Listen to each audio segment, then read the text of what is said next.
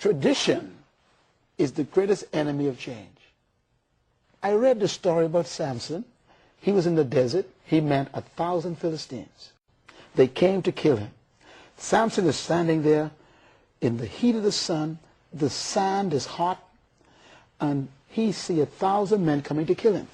They come with spears and daggers and swords and shields on horses. And Samson looks around. He's in trouble. And he sees a white bleached jawbone of a donkey. He reaches over, picks it up, shakes the sand out of it, and it has 2 teeth left in it. And Samson braces himself, and the 1,000 Philistines come. He begins to swing that jawbone. Men fall. Horses spill over. He kept swinging. And after a few hours of swinging, 1,000 men lie dead on the sands of the desert. And Samson is standing there breathing. Blood all over his body, splattered all over his hands. And he has in his hands a jawbone bleached white, soaked with red blood. And Samson just saw a miracle. He killed 1,000 men with a jawbone of a donkey. That was impressive to me. But what blew my mind was, it says, one simple statement, it says, and when Samson had killed the Philistines, Samson threw away the jawbone. That changed my life. You see, we use things in life that worked. They were successful.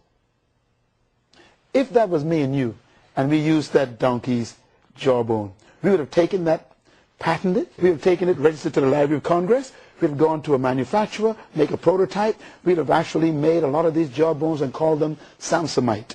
We would have made them a war weapon, and we would trade them to other armies and say, look, it works. I proved it. These can kill 1,000 Philistines. And we would actually sell them as war weapons. Follow me carefully. We would then trade this jawbone, trade it as a weapon to the future armies. We would trade this jawbone. Why? It worked for us. Look at the word trade. Tradition. Tradition is taking a thing that worked for you and giving it to the next generation. Samson knew that even though that jawbone worked for him, the anointing left it, and he threw it away. Can you throw away success? Yes, because you could become so preoccupied by your own success, it can stop you from going to your next success. Tradition is frozen success. Tradition is when what your experience of God was, you believe it should be your children's experience also.